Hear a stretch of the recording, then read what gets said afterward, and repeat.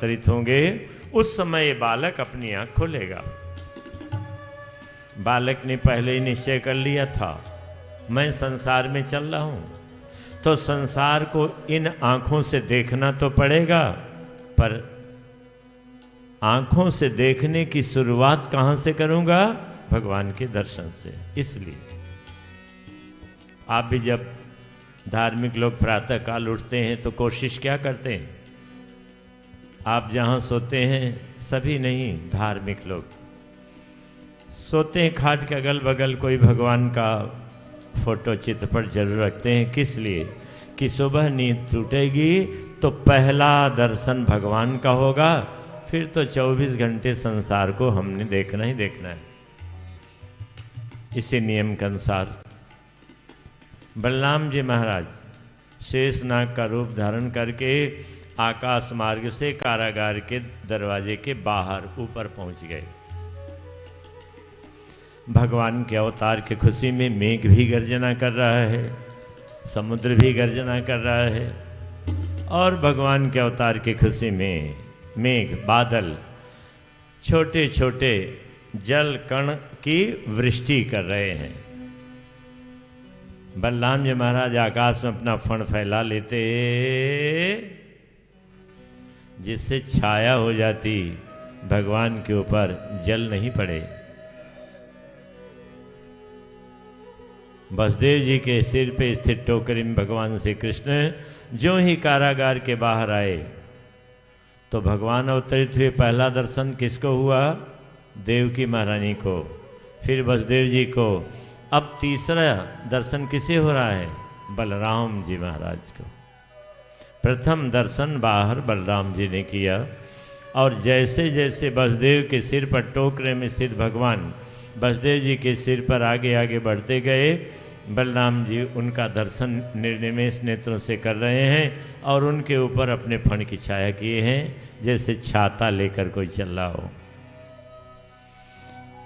इतनी घनघोर वर्षा हो रही है, झंझावात बह रहा है, इतना पानी बरस रहा है कि सारे रास्तों में पानी ही पानी भरा हुआ है। ब्रजवासी देखे तो बहुत अनर्थकारी समय है, अपनी अपनी खाट उठा उठा कर लेकर घरों में भाग गए, दरवाजा बंद कर लिए। बहुत जोर की हवा है, ठंड हो रही है। वसुदेव जी महाराज यमुना के तट पहुंच गए। वसुदेव जी महाराज को बहुत आशा थी कि मेरे सिर पर भगवान हैं, इनके लिए यमुना महारानी घट जाएंगी, थोड़े जल वाली हो जाएंगी और रास्ता दे देंगी। नहीं हुआ ऐसा। यमुना महारानी में तो और उफान आ रहा है, जोर की लहरें आ रही हैं। लेकिन वसुदेव जी महाराज डरे नहीं, आगे ही बढ़ना है। अभी भी नहीं यमुना जी घट रही है। यमुना जी का तो लक्ष्य है, आज मेरा अहोभाग्य है, श्री कृष्ण मुझे पार करने के लिए आ रहे हैं, भगवान श्री कृष्ण के चरणों में मैं पुष्प अर्पण करूंगी। भगवान समझ गए। जो ही वसुदेव जी जल के अंदर घुसे, कमर भर जल हुआ, वसुदेव जी के सिर पे टोकरे में भगवान वसुदेव जी के पीछे से अपना चरण कमल लटका देते। यमुना जी ने अपने लहर रूपी हाथों से भगवान के चरण कमलों में कमल का पुष्प अर्पण किया, प्रणाम किया, झट घट थोड़े जल वाली हो जाती, पार कर गए। अब चलिए गोकुल में, चलो चलते हैं गोकुल गांव, चलो चलते हैं गोकुल गांव, कन्हैया ने जन्म लियो, चलो चलते हैं गोकुल गांव, कन्हैया ने जन्म। बोलिए, चलो चलते हैं गोकुल गांव, कन्हैया ने जन्म लिया, चलो चलते हैं गोकुल गांव, कन्हैया ने जन्म लिया। धरती आज बनी हरियाली, धरती आज बनी हरियाली, धरती आज बनी हरियाली, धरती आज बनी हरियाली। ऊपर छाई बदरी काली, ऊपर छाई बदरी काली, ऊपर छाई बदरी काली, ऊपर छाई बदरी काली, रिम झिम बरसे फुहार, रिम झिम बरसे फुहार, कन्हैया ने जन्म लिया, रिम झिम बरसे फुहार, कन्हैया ने जन्म लिया, रिम झिम बरसे फुहार, कन्हैया ने जन्म लिया। लो चलते हैं गोकुल गाँव, कन्हैया ने जन्म लियो।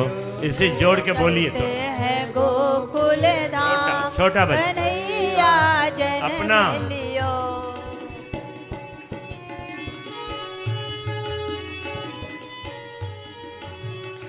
नंद लाला प्रगट भय आज, बिरज में लडुआ बटे।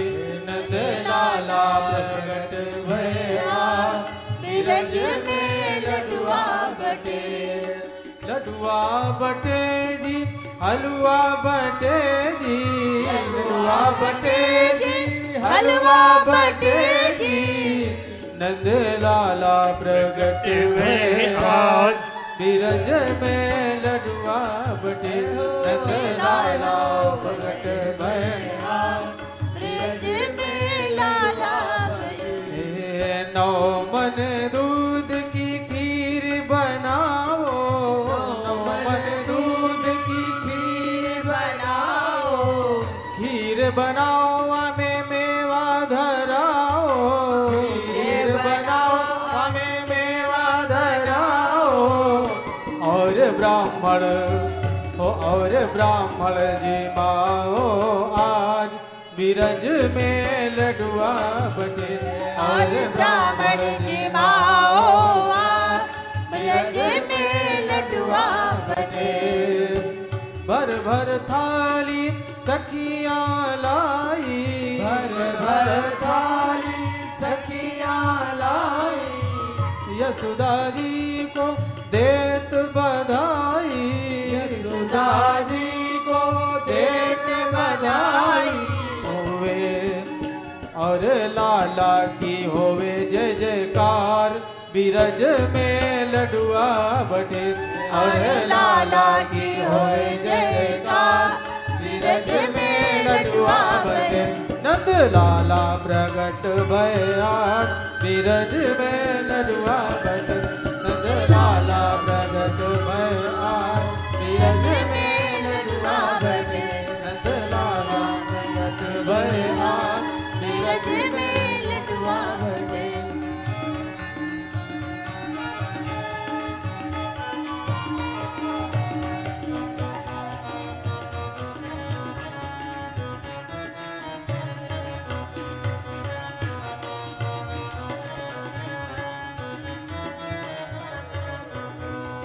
नंद के आनंद वे, जय कन्हैया लाल की, नंद के आनंद वे, जय कन्हैया लाल की, नंद के आनंद वे, जय कन्हैया लाल की, नंद के आनंद वे। जय कन्हैया लाल की। चलो चलते हैं गोकुल गाँव, कन्हैया ने जन्म लियो।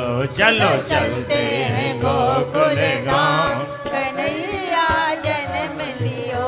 चलो चलते हैं गोकुल गाँव, कन्हैया ने जन्म लियो। चलो चलते हैं गोकुल गाँव, कन्हैया ने जन्म लियो। गोकुल चलिए। बलदेव जी महाराज भगवान को अपने सिर पे टोकरी में स्थित लिए हुए नंद महल के दरवाजे पर पहुंच गए। वहां भी वही स्थिति है।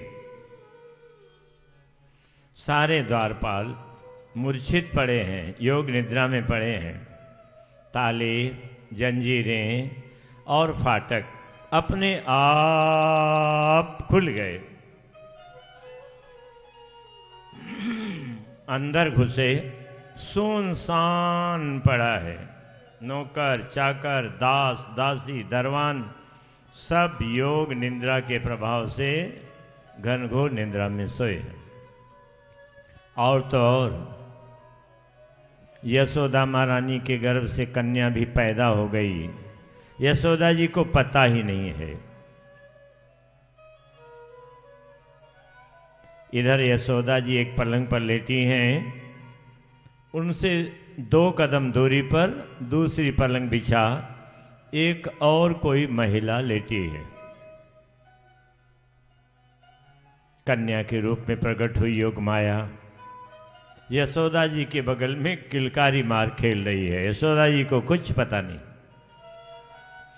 धीरे से कन्या को करवट बदला के यशोदा जी से दूर किया और यशोदा जी के नज़दीक श्री बाल कृष्णाल को लेटा दिया। भगवान श्री बाल कृष्णाल के चरण कमल में बलदेव जी महाराज से रख करके प्रणाम करते, जैसा कि भगवान ने आदेश दिया था। कन्या रूप से प्रकट हुई योग माया को टोकरे में सिर में रखते और वापस मथुरापुरी के लिए चल देते। जैसे जैसे निकलते गए नंद महल के दरवाजे, जंजीरें, ताले, द्वारपाल सब सावधान हो गए। पुनः जमुना पार किए, कंस के कारागार के दरवाजे पर आए। वहाँ वही स्थिति है जो स्थिति भगवान के निकलते समय थी। सब के सब द्वारपाल मूर्छित अवस्था में हैं। सारे नागरिक घनघोर वर्षा और झंझावात वायु के कारण अपनी अपनी खाट ले करके अपने अपने घरों के अंदर जा और दरवाजे जंजीरें लगा लिए हैं। आ गए कारागार में। कन्या को देवकी जी के गोद में दिया। तुरंत देवकी वसुदेव के हाथ पांव में खट्ट से बेड़ी जंजीरें अपने आप लग गईं। हे राजन परीक्षित, भगवान का संबंध बंधन को छुड़ाता है और माया का संबंध बंधन में डालता है। जब तक भगवान का संबंध था वसुदेव जी और देवकी महारानी का, तब तक बंधन से मुक्त थे। जो ही माया का संपर्क हुआ, माया का संबंध हुआ, तुरंत बेड़ी जंजीरों से जकड़ उठे। कन्या रोने लगी। योग माया ने अपने प्रभाव को हटा लिया। द्वारपाल जग गए। कन्या का रुदन सुन द्वारपाल कंस को सूचित करते। कंस उग्र हो गया। अभी तो वसुदेव जी कन्या को लेकर के आएंगे, इससे पहले ही कंस पहुंच गया वहीं। लो, कहाँ है बालक? बालक नहीं महाराज, कन्या है। अच्छा। देवकी जी ने कहा कि भैया कंस, आकाशवाणी के कथनानुसार आपका काल मेरे गर्भ से पैदा होने वाला 8वां बालक होना चाहिए। ये तो कन्या है, बड़ी सुकुमारी है, ये भला आपको कहाँ मार पाएगी? नहीं, लाओ। कारागार से बाहर लेकर के आ गया। कन्या को मारने का प्रयास किया। पत्थर की शिला पर पटकने के लिए कन्या का पांव पकड़ ज्यों घुमाया, आकाश की तरफ कन्या गई, कंस के हाथ से फिसल गई और आकाश में सबको देखते देखते आकाश में चली गई। आकाश में पहुंच चतुर्भुज, आहा, 8 भुजा वाली देवी का रूप धारण कर और वहीं से आकाश वाणी करती, हे अज्ञानी कंस, किं मया हतया मंद जातः खलु तवान्तक्रे यत्र क्व वा पूर्वशत्रु माहिंसी कृपणान् वृथा। अरे अज्ञानी कंस, तू मुझे मारने का प्रयास कर रहा है। मुझे मारने से तेरे को क्या लाभ होगा? तुझे मारने वाला तेरा काल तो जहां कहीं भी पैदा हो चुका है, उसको मारने का प्रयास कर। कंस आकाशवाणी की बात सुना, घबरा गया, पश्चाताप करने लगा। अरे मुझे पता नहीं कि देवता भी झूठ बोलते हैं। आज मुझे पता लगा देवता भी झूठ बोलते हैं। आकाशवाणी ने कहा था देवकी के गर्भ से पैदा होने वाला 8वां लड़का काल होगा। ये तो लड़का पैदा ही नहीं हुए, तो लड़की पैदा हो गई। बड़ा पश्चाताप होता कि मैंने व्यर्थ में इतने निर्दोष बालकों का वध किया। देवकी वसुदेव को प्रणाम करता, चरण छूता, पश्चाताप करते हुए क्षमा प्रार्थना करता। हे देवकी वसुदेव, मेरे अपराध को क्षमा कर देना।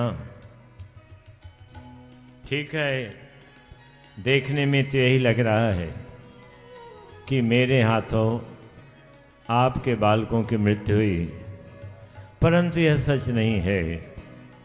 मृत्यु का कारण कुछ भी बन सकता है, परंतु समस्त जीवों का शरीर धारण करने का और शरीर छोड़ने का तो समय निर्धारित है। इन बालकों के भाग्य ही ऐसे थे कि मेरे हाथों इनकी मृत्यु लिखी हुई थी, इसलिए मरे। मेरा दोष मत देखो वसुदेव जी, देवकी बहन, मेरा दोष मत देखो। वसुदेव जी ने कहा ठीक कह रहे हो राजन, सचमुच में शरीरधारी अपने कर्मों अच्छे और बुरे, पुण्य और पाप के परिणाम स्वरूप इस संसार में सुख और दुख भोगता है। सुख और दुख देने का निमित्त कारण कोई भी बन सकता है, अतः हमारे मन में ऐसा कुछ नहीं है।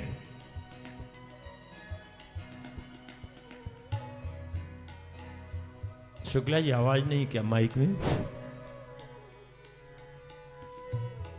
हरि हरि हो आपके में नारायण नारायण कम है? कम है थोड़ा नारायण।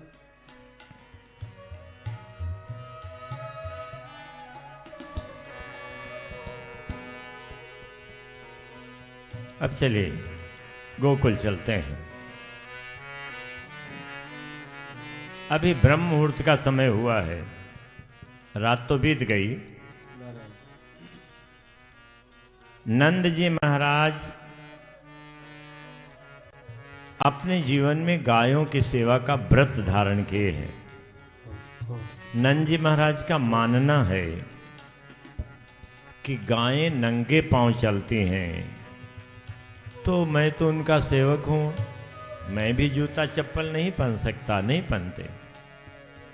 गायें गौशाला में सोती हैं, मैं सेवक हूं, मेरा महल में सोना उचित नहीं है, इसलिए गौशाला के दरवाजे पर ही एक छप्पर डालकर वहीं सोया करते। आज रात में नंदी महाराज को स्वप्न होता, स्वप्न भगवान की कृपा का अनुभव। भगवान की कृपा का प्रारंभ कहाँ से होता है? स्वप्न से होता है। साधना की शुरुआत कहाँ से होती है? सुमिरन से होती है। जब साधक साधना चालू करता है, सदगुरुदेव के बताए अनुसार सुमिरन चालू कर देता है। सुमिरन करते करते करते करते करते जब सुमिरन की चरम सीमा पर पहुंच जाता है, साधक की साधना परिपूर्ण होने पर भगवान की कृपा का प्रारंभ हो जाता है। भगवान की कृपा का प्रारंभ कहाँ होता है? स्वप्न से। स्वप्न से। अब नंद जी पर भगवान की कृपा का प्रारंभ हो गया है। आज रात में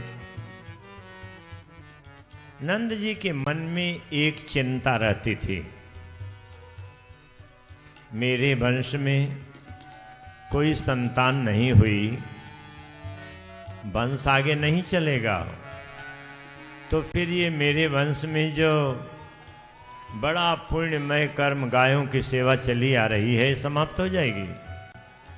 एक लड़का हो जाता तो हमारे वंश में गाय की सेवा चलती रहती, ऐसा मन में है। आज भगवान की कृपा भी हो रही है, प्रारंभ होने जा रही है और मन का संकल्प भी पूरा होने जा रहा है। आज रात में सोए सोए नंद जी स्वप्न देख रहे हैं। क्या देख रहे हैं? कि मैं गायों के बीच में खड़ा हूं, गायों के पीठ पर मेरे दोनों हाथ हैं, सामने से कुछ काफी दूरी से एक परम सुंदर बालक घुटनों के बल चलता हुआ आ रहा है और यह कहता हुआ आ रहा है, बाबा मैं गायों की सेवा करूंगा। यही वाक्य बार बार उच्चारण कर रहा है, बाबा मैं गायों की सेवा करूंगा। स्वप्न में नंद जी महाराज को भगवान का दर्शन हुआ। स्वप्न में भगवान का दर्शन करके नंद जी महाराज परम आनंदित हुए। अब सवेरा हो गया, अभी नंद जी की नींद नहीं टूटी है। चलिए अब यशोदा जी के पास। यशोदा जी भी मस्ती में सो रही हैं, योग निद्रा में। योग माया का प्रभाव है। यशोदा जी की एक ननद है, अर्थात नंद जी महाराज की एक बहन है जिसका नाम है सुनंदा। सुनंदा अपने ससुराल में रहती हैं, परंतु जिस दिन सुनंदा को यह सूचना मिली कि मेरी भाभी यशोदा गर्भवती हुई हैं, तो सुनंदा बिना बुलाए मैके आ गई और उनका एक ही काम था, सदा अपनी भाभी यशोदा के पास रहती, दिन में और रात में यशोदा जी की सैया के 2 फीट की दूरी पर अपनी सैया लगा और रात भर एक ही करवट लेटती, जिस करवट लेटने से नजर यशोदा पर रहे। कब बच्चा पैदा हो जाए पता नहीं। और दिनों तो रात में सुनंदा जी की कई बार नींद टूटती और चुपके से बिना भाभी को जगाए देखती कि कुछ पैदा तो नहीं हुआ। पर आज योग माया का ऐसा प्रभाव पड़ा, क्योंकि भगवान ने लीला करनी थी ना, भगवान को यहाँ आना था, योग माया को वहाँ जाना था। एक भी बार करवट नहीं बदली, नींद नहीं टूटी। आज ब्रह्म मुहूर्त में ब्रज में सबसे पहले सुनंदा की नींद टूटी। सुनंदा की, जिस पर भगवान की कृपा होती है उसकी एक ये भी पहचान है कि ब्रह्म मुहूर्त में अपने आप नींद टूट जाती है। कृपा क्या होगी? पूरे ब्रज में पहला दर्शन किसको हुआ था? देवकी महारानी को, फिर वसुदेव जी को, फिर बलराम जी महाराज को। बस ये तो सब वहां है ना मथुरा में, पर यहां गोकुल में पहला दर्शन किसे होगा? सुनंदा जी को। तो भगवान की कृपा होती है तो ब्रह्म मुहूर्त में नींद टूट जाती है। ये पहचान है। नींद टूटी, सुनंदा जी का तो एक ही लक्ष्य है, यशोदा देखी अरे कुछ पैदा हुआ है। बोल नहीं रही है। पहले जाके थोड़ा पलटती, लड़का है कि लड़की है? लड़का है। बड़ी प्रसन्न है। अभी क्षण भर विचार करती कि मेरे भाई और भाभी के जीवन में यह सबसे बड़ी खुशी का समाचार है कि बालक पैदा हुआ है। पर भाई और भाभी दो हैं, किसको पहले बताऊं? क्षण भर में ही सारा निश्चय कर लिया। भाभी ननद को क्यों मानती है? क्योंकि ननद का भाई बहन को मानता है। यदि भाई बहन से प्रेम नहीं करेगा तो भाभी कदापि नहीं करेगी। तो बहन का सही संबंध मायके में किससे है? भाई से है, भाभी से नहीं। भाई के कारण भाभी संबंध है, नहीं तो नहीं। इसलिए बालक होने के खुशी का समाचार पहले भाभी को नहीं दूंगी, पहले भाई को दूंगी। महल से गौशाला कुछ दूर है, जैसे यहां से गौशाला दूर है, और भी दूर। कुछ नहीं बोलती, चुपचाप दौड़ती, दौड़ते दौड़ते आधे रास्ते पहुंचती, चिल्लाना शुरू करती, भैया लाला हुआ, भैया लाला हुआ, शोर मचा रही हैं। पर गौशाला में जाके देखा, अरे यहां तो सुनसान पड़ा है, शांत। कोई गाय का बच्चा भी नहीं बोल रहा दूध पीने के लिए, गाय चारा के लिए हुंकार भी नहीं मार रही है। भैया कहाँ है? देखते हैं। अब चलिए नंद जी के पास। पहले जब ब्रह्म मुहूर्त में नंद जी की आंख खुली, बार बार बताया जा रहा है जगने का तरीका, नंद जी से सीखिए। नंद जी की नींद टूटी, आंख बंद करके चुपचाप बिस्तर में बैठ गए। श्री गुरु शरणम, श्री गुरु शरणम, श्री हरि शरणम, श्री हरि शरणम।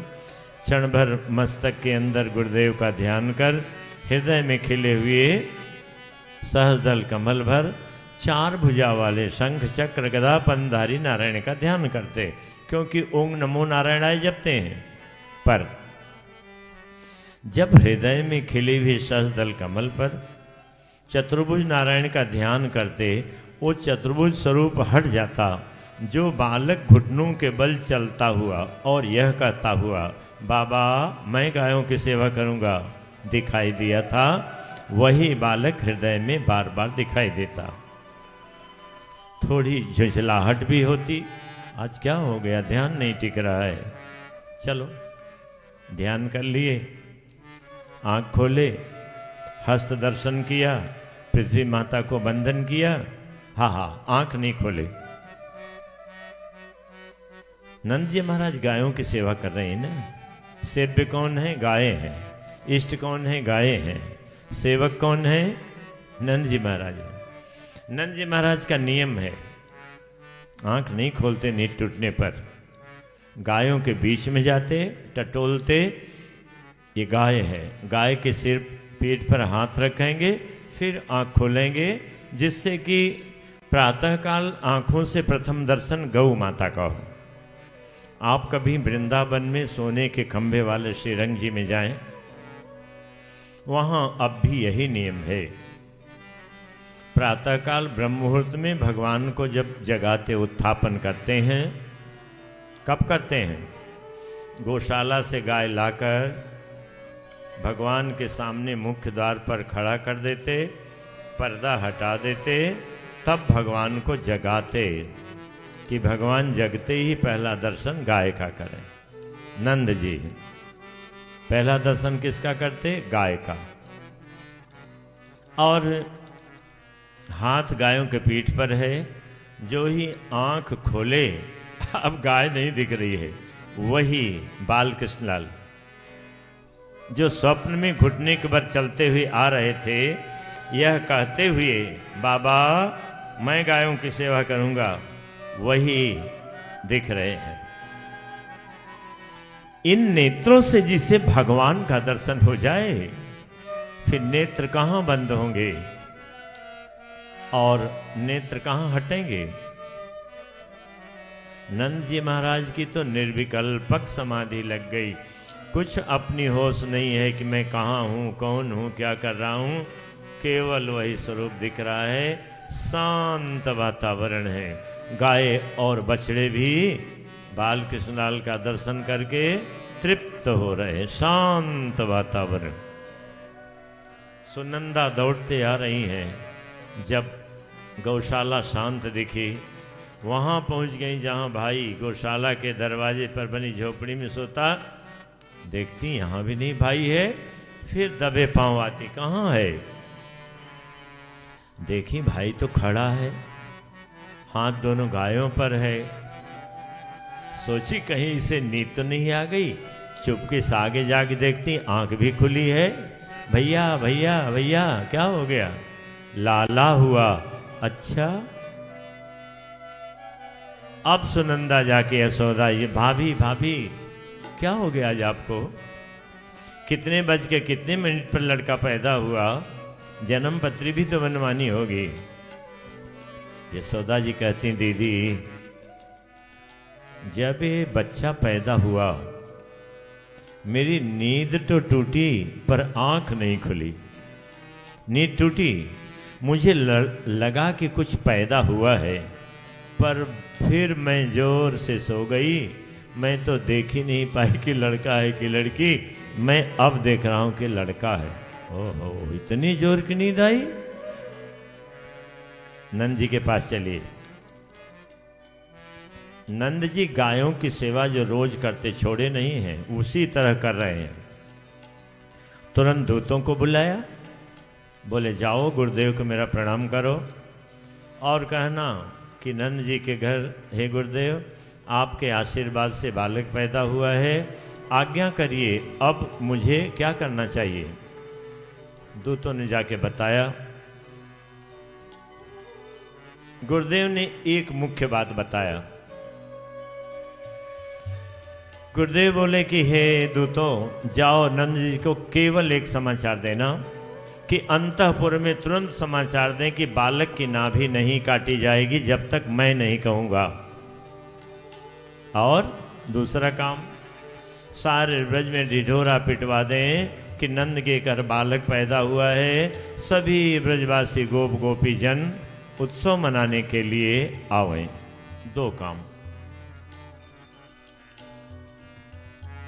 गुरुदेव भी जल्दी स्नान वगैरह तैयार करके कि हमें भी आज भगवान का, किसी को नहीं पता कि भगवान है, केवल गुरुदेव को पता है बस। नंद जी गो सेवा करके स्नान वगैरह किए। तब तक गुरु जी आ गए। बोले नंद जी एक नई बात बता रहे हैं। कालेन स्नान शौचाभ्याम संस्कारस्तपसिज्जया शुद्ध्यन्ति दानैः सन्तुष्ट्या द्रव्याण्यात्मात्मविद्यया।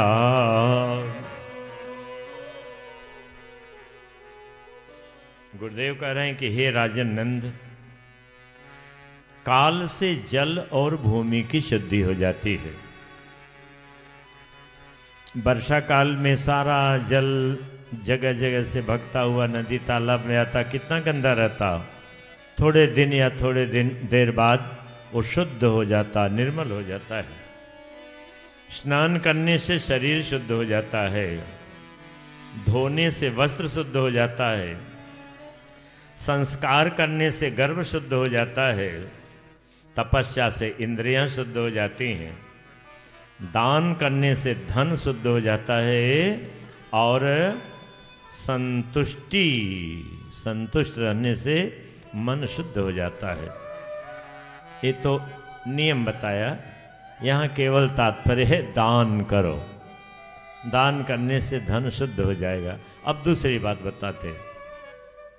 हे राजन नंद, गृहस्थ के जीवन में दान देने के लिए कई बार पवित्र समय आता है, कई बार मौका मिलता है, परंतु गृहस्थ के जीवन में जो दान देने के लिए सबसे पवित्र समय हो कौन सा है? उस समय का नाम है दान तीर्थ।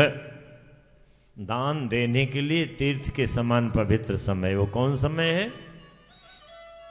गृहस्थ के घर जब कोई एक कन्या या बालक पैदा होता है तब क्या होता है? उस शिशु की नाभि से एक नली जुड़ी रहती चमड़े की, जो माँ के पेट में आंतों के साथ चिपकी रहती है, और जो कुछ माँ खाती पीती है उसके तत्व को, शक्ति को उसी नली के माध्यम से भगवान की कृपा से बालक के शरीर तक पहुँचता है। और जब संतान पैदा होती है तो नाभि जुड़ी ही रहती है, कटी नहीं रहती है, उसे काटा जाता है। जब संतान पैदा हुई गृहस्थ के घर, तुरंत अशुद्धि नहीं लगती, सूतक नहीं लगता। जब नाभि काट देते हैं तब सूतक प्रारंभ होता है। इसलिए हे राजन, मैंने संदेशा दिलवाया था कि बालक की का वो नाभि काटने का भी एक संस्कार होता है, उसको बोलते हैं नालोच्छेदन संस्कार। तो अभी वो नहीं करना है। अभी खूब दान दो, सोने का दान, चांदी का दान, अन्न का दान, भूमि का दान, घोड़े का दान, सारे हर प्रकार का दान दो। और कुछ प्रत्यक्ष दान दो और कुछ गुप्त दान दो।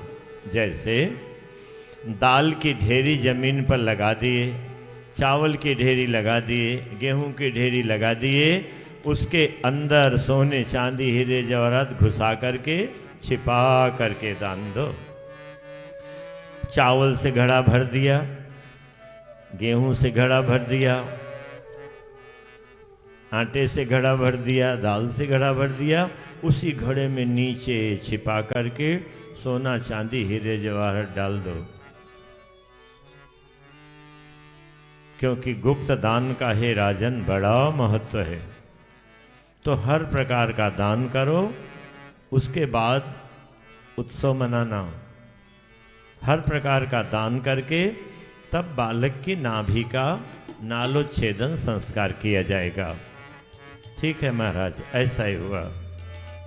सारे ब्रज से गोप गोपी स्नान किए, नए वस्त्र पहने, सुंदर श्रृंगार किए, अपनी अपनी बैलगाड़ियों को सजाए और उत्सव की सामग्री, भेंट की सामग्री सब गाड़ियों पर रख रख करके और भगवान के नाम का संकीर्तन करते नंद महल की तरफ आ रहे हैं।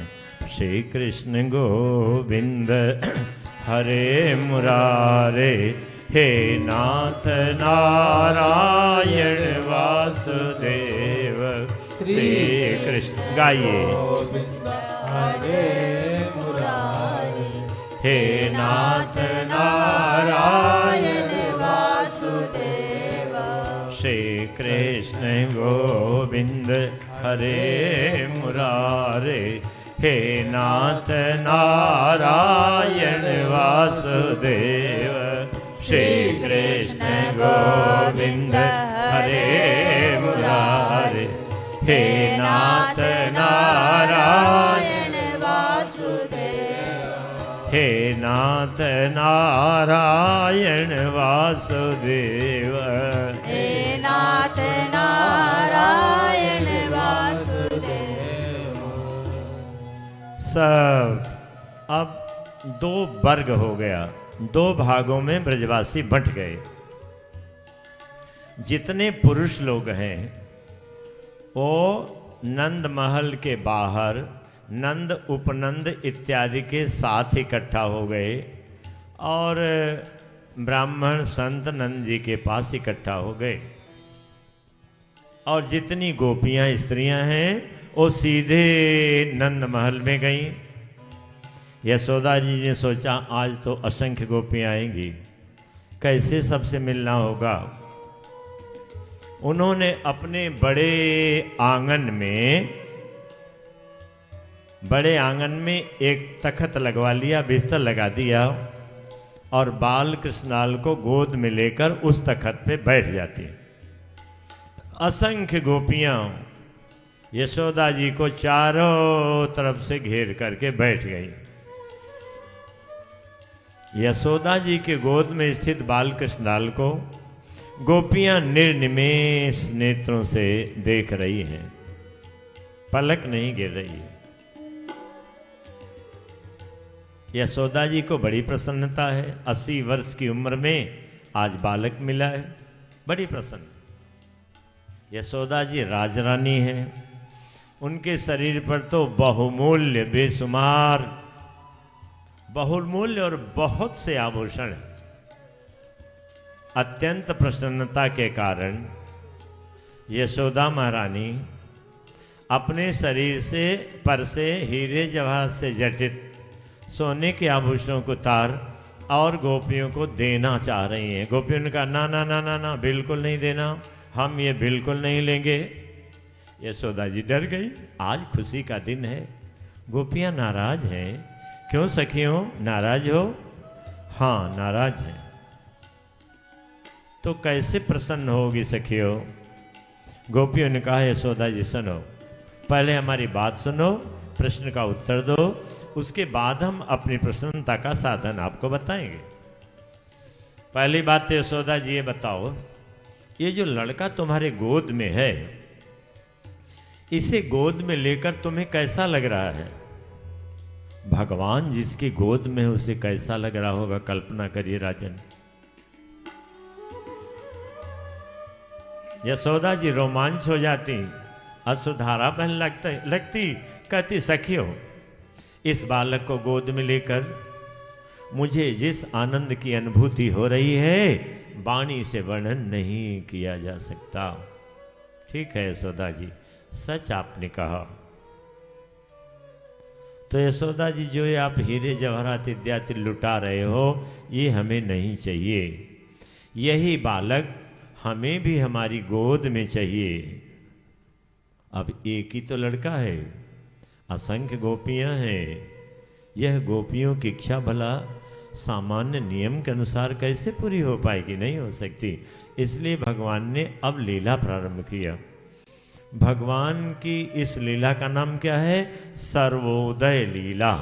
सबके लिए एक साथ प्रकट हुई होकर भगवान ने जो लीला किया, इसका नाम है सर्वोदय लीला। ये लीला भगवान की है। भगवान की लीला कैसी होती है? जिसकी हम आप कल्पना भी नहीं कर सकते। एक कृष्ण है, एक ही यशोदा है, असंख्य गोपियां हैं, सबकी गोद में एक एक कृष्ण है। एक चीज, दूसरे हर गोपी को यही लग रहा है कि केवल मेरी गोद में श्री कृष्ण है और किसी की गोद में। ये भगवान की लीला है। अघटित घटना पटीसी लीला। भगवान की जितनी लीलाएं होती हैं अघटित घटना पटीसी होती हैं, अर्थात जो घटना होने वाली है उसे भी भगवान टाल दें, जो घटना नहीं होने वाली है उसे भी भगवान घटित कर दें, और घटना के विपरीत घटना करवा दें। यही तो सर्वशक्तिमान परमात्मा है। हर गोपी के गोद में श्री कृष्ण है, परंतु हर गोपी अनुभव कर रही कि मेरे गोद में श्री कृष्ण है, परंतु जब नजर इधर उधर जाती है तो दिखता है कि केवल मेरी गोद में है। केवल यशोदा की गोद सुनी है, बाकी हर गोपियों की गोद में भगवान श्री कृष्ण। बहुत समय बीत गया, भगवान का मिलन जिसे हो जाए उसी समय बीतने के कहाँ पता लगेगा। नंद जी के पास खड़े जितने गुरुदेव और संत ब्राह्मण हैं, सबकी इच्छा है कि जल्दी बालक का दर्शन करूं, पर गुरुदेव नंद जी से ये नहीं कह सकते कि बालक का दर्शन कराओ। नहीं, एक बहाना बनाते, नंद जरा देखो अंदर जगह हो तो आपके बच्चे को हम संत ब्राह्मण आशीर्वाद दें। नंद जी जाते, नंद जी का आंगन गोपियों से इतना ठसा ठस भरा है, कोई गुंजाइश नहीं है कि उधर से कोई गुजर जाए। कई बार नंद जी वापस आते, गुरुदेव को प्रणाम करते, गुरुदेव आप थोड़ा देखो न, बिल्कुल जगह नहीं है, क्या कहूँ, किस गोपी को कहूँ। बहुत काफी देर बाद भगवान ने अपनी लीला का स्मरण किया, लीला को समेट दिया। अब एक श्री कृष्ण केवल यशोदा की गोद में। यशोदा जी ने कहा सखियों अब तो ले लो। बोले नहीं नहीं नहीं नहीं, अभी नहीं लेंगे। तब कब लोगी? थोड़ा बच्चे को बड़ा होने दो, थोड़ा बड़ा हो जाए, हम अपने आप आपसे मांग के लेंगे, और वो समय आएगा, 3 महीने बाद आएगा। अब नंद जी बड़ी मुश्किल से आंगन में जा बार बार हाथ जोड़, थोड़ी सी जगह दीवार के किनारे किनारे एक पंक्ति में पुरुषों को जाने के लिए किए, और इधर से आगे आगे गुरुदेव, संत ब्राह्मण, नंद, उपनंद और समस्त ब्रजवासी पुरुष दीवार के किनारे किनारे थोड़ी सी जगह चलते चलते बाल कृष्णलाल का दर्शन करते करते और उधर से निकल जाते। इस लीला का रहस्य देखिए। ब्रज में सबसे पहले किसको दर्शन हुआ? सुनंदा को। क्यों? सुनंदा निस्वार्थ रूप से आई है। मेरी भाभी को बच्चा पैदा होगा, मैं ध्यान रखूंगी, मैं बच्चे की और भाभी की दोनों की सेवा करूं, निस्वार्थ भाव से।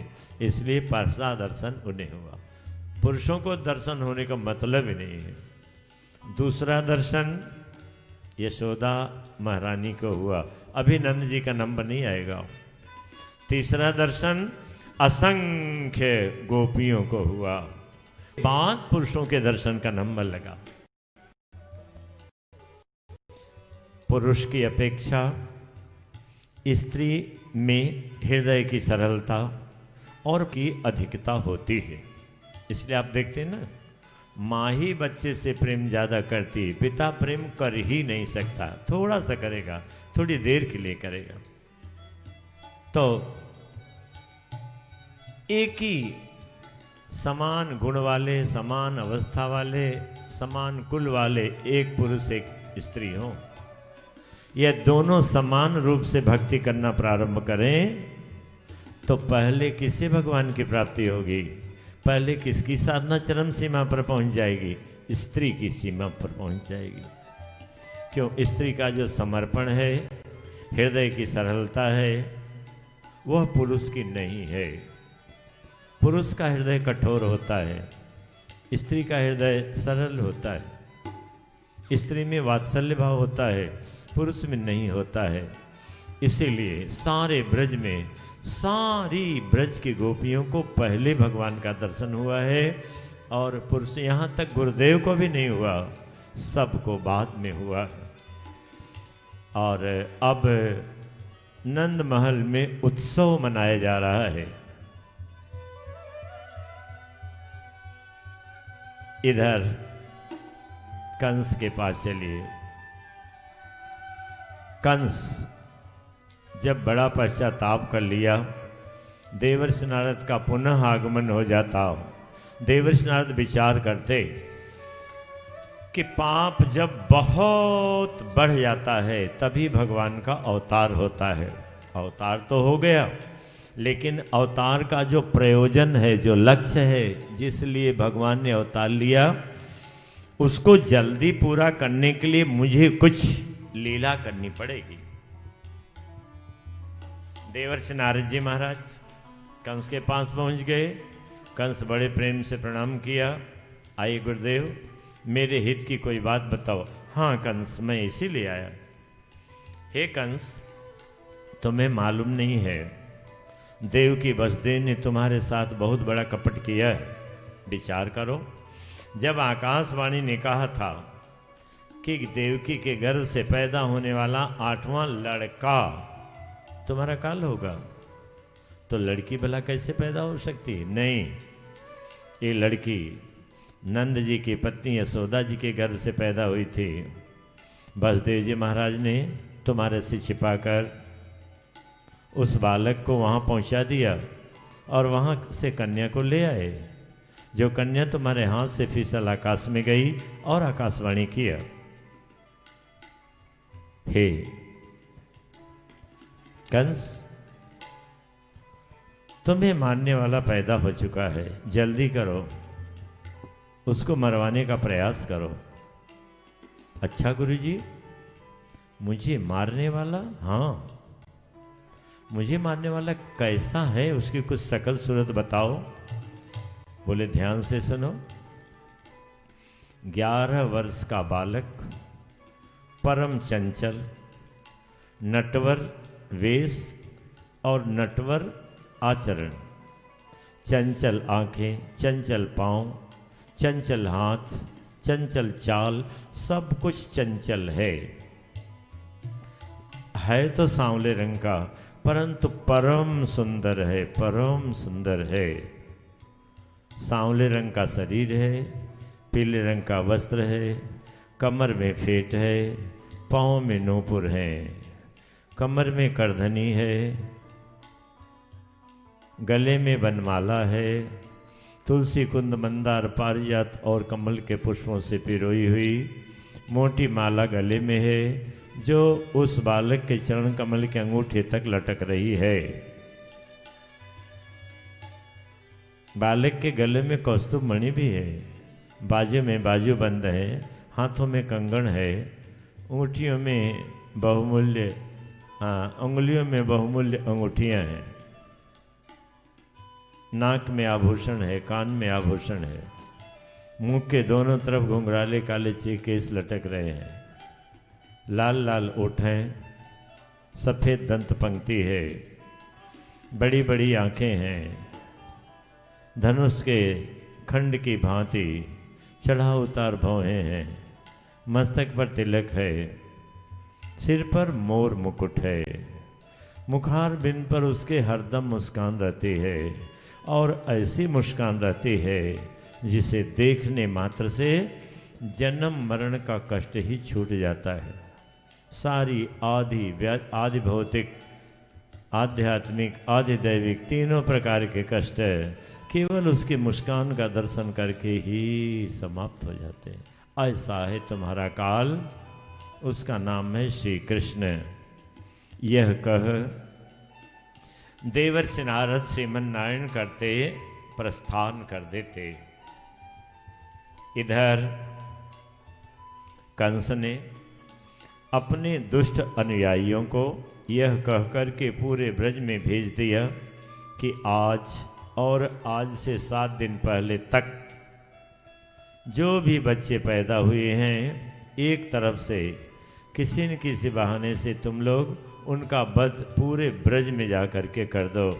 और सब दुष्ट अनुयायी यही सब करने लग गए।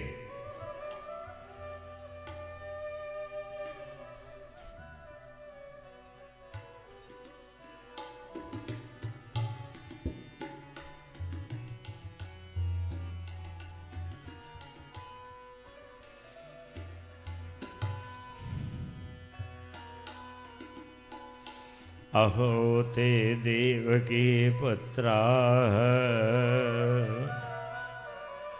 कंसेन बहवो हताः एकावशिष्टा वरजाओ कन्या सापि दिवं गताः। जैसा कि पहले वर्णन हुआ था, राजा उग्रसेन के नियंत्रण में रहने वाले ब्रज 84 कोस में बहुत से छोटे छोटे राजा थे।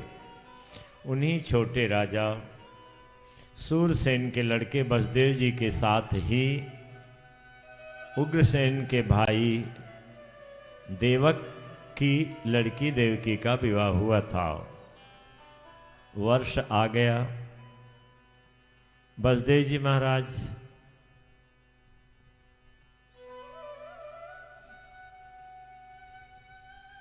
कंस के कारागार में हैं। नंद जी भी छोटे राजा हैं। वर्ष में जो कर के रूप में सामग्री दी जाती, खेती और गायों से पैदा होने वाली वस्तुएं, अन्न, दूध, घी, मक्खन इत्यादि लेकर पहुंच गए। वहाँ बसदेव जी महाराज से मिलना हुआ। नंद जी महाराज ने बसदेव जी के साथ मिल करके उनके संतानों का कंस के द्वारा जो वध हुआ, कन्या जो आकाश में चली गई, उन सब का स्मरण करके बसदेव देवकी के साथ अपने दुख की अभिव्यक्ति करते। कंसेन प्रहिता घोरा पूतना बालघातिनी शिशोश्चार निघ्नन्ति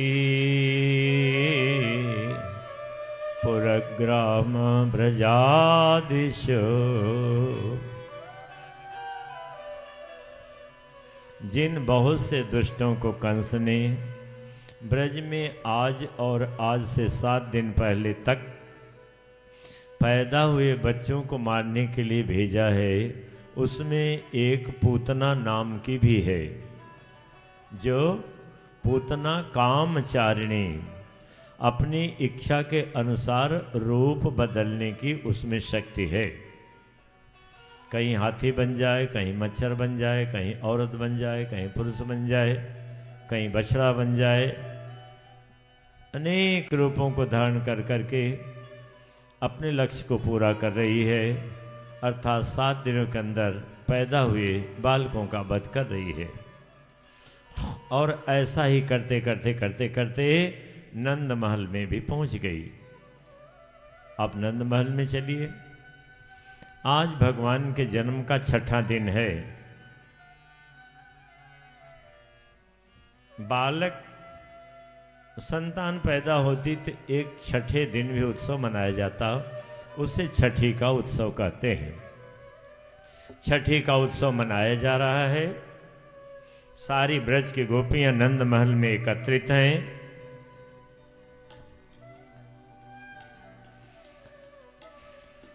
सुंदर सुंदर पूड़ी पकवान इत्यादि बनाए जा रहे हैं।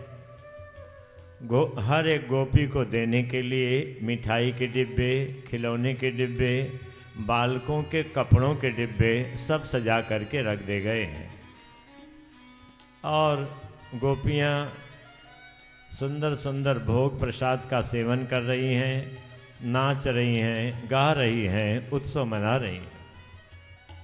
इसी बीच पूतना एक परम सुंदरी स्त्री का रूप, इतनी सुंदरी का रूप धारण किया है, देखने में ऐसा प्रतीत होता है कि लक्ष्मी जी वैकुंठ लोक से आई हैं। और जहाँ गोपियाँ उत्सव मना रही, खा रही, पी रही, नाच रही, गा रही, आनंद में विभोर हैं, उन्हीं के बीच से पूतना गुजरने लगी। कहाँ जाने के लिए? भगवान श्री कृष्ण के पास जाने के लिए। इधर यशोदा की गोद में जब भगवान खेल रहे हैं, गोपियां आ गईं। यशोदा जी ने सोचा कि थोड़ी देर हमारा बच्चा सो जाता तो दरवाजे पर आई हुई गोपियों का मैं अच्छी तरह स्वागत कर लेती। यदि ये बच्चा नहीं सोएगा, मैं गोपियों का स्वागत नहीं करूंगी, तो सब बाद में यही कहेंगी, देखो बुढ़ापे में यशोदा के एक लड़का प्राप्त हुआ, इतने घमंड में भूली हैं कि आई हुई हम गोपियों का स्वागत भी नहीं किया।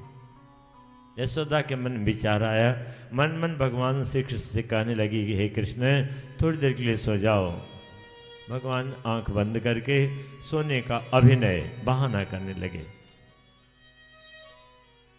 दूर सुला दिया, कहीं शोर हो रहा है, उससे बच्चा जगह ने दूर आंगन में सुला दिया, जहां तक ये नाचने गाने की आवाज नहीं जा रही है। पूतना परम सुंदरी का रूप धारण, हाथ में कमल का लाल पुष्प भी कमल का लिए है, जिसको यूं घुमा रही और बड़े सुंदर चाल में, सुंदर वस्त्र में, सुंदर स्वरूप में घुस रही। बोले श्री बाल कृष्ण लाल की जय।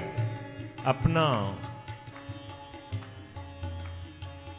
लो, छोटा छोटा बजे लो।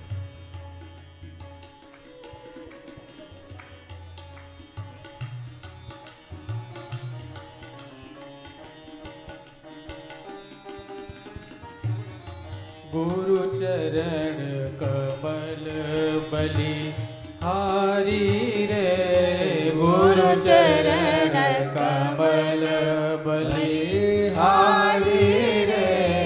मेरे मन की दुविधा तारी रे, मेरे मन की दुविधा तारी रे।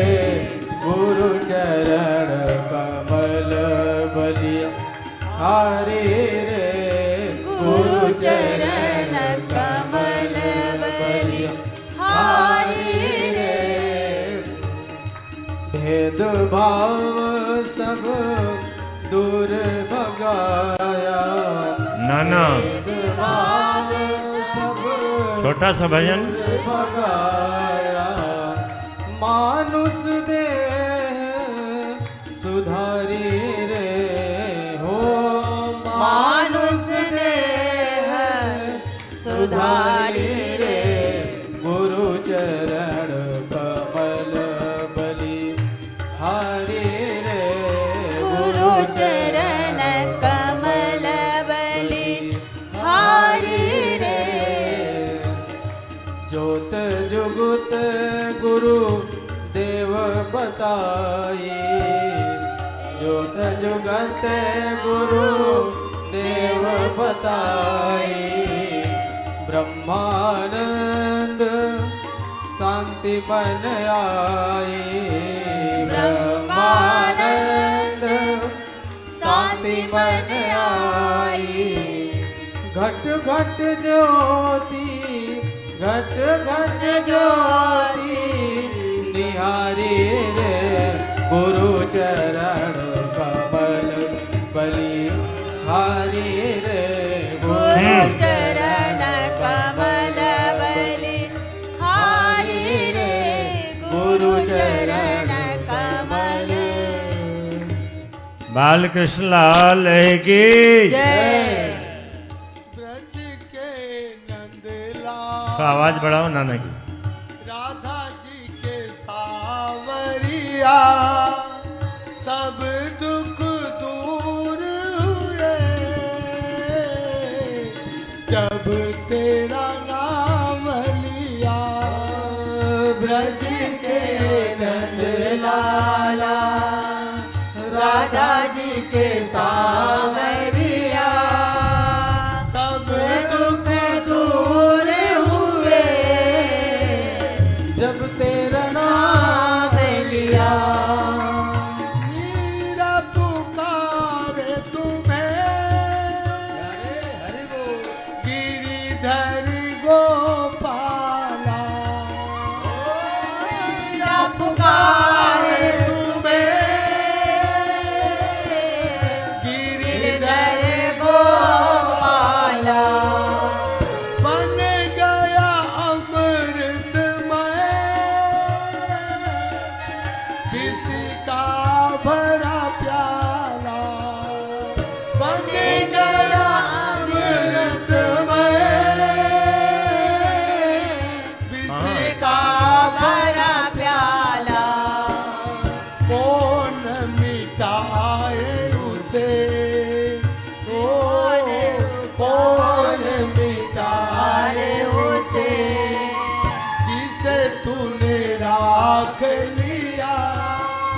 सब दुख दूर हुए जब तेरा नाम लिया। जब तेरा तेरा नाम लिया।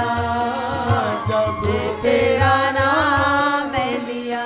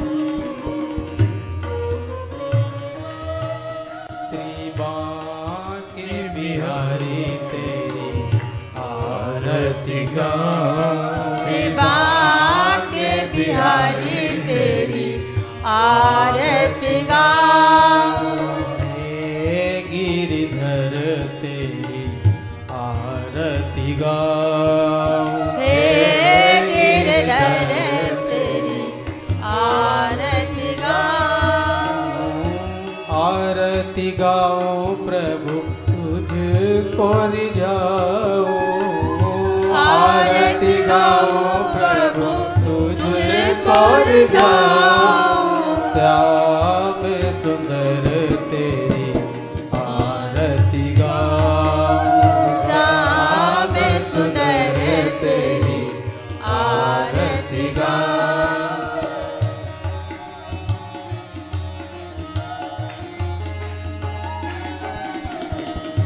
मोर मुकुट तेरे शीश पे सोए, मोर मुकुट तेरे शीश पे सोए, प्यारी बंशी मेरो मन मोहे, प्यारी बंसी मेरो मन मोहे, या बंशी पे बलि बलि जाऊं, बंसी पे बलि बलि जाऊं, माँ के बिहारी तेरे